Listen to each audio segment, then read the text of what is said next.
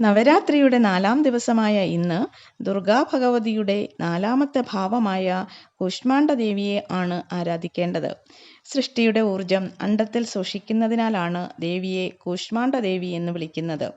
പ്രപഞ്ച സൃഷ്ടിക്ക് കാരണഭൂതയായതിനാൽ ആദിപരാശക്തി എന്നും 8 കരങ്ങളുള്ളതിനാൽ അഷ്ടഭുജദേവി എന്നും അറിയപ്പെടുന്നു. 8 കരങ്ങളുള്ള ദേവി ഒരു കൈയിൽ രുദ്രാക്ഷവും മറ്റ് 7 കൈകളിൽ ആയുധവുമേന്തി സിംഹത്തിന്റെ പുറത്താണ് എഴുന്നള്ളുന്നത്.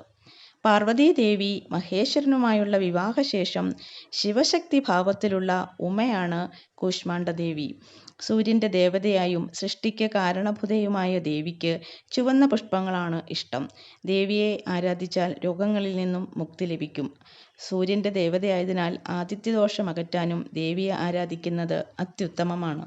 ദുർഗതി നാശിനി ത്വം ഹി ദാരിദ്ര്യാദി വിനാശിനി ജയദാ ധനദാ കൂഷ്മാണ്ഡേ പ്രണമാമ്യഹം.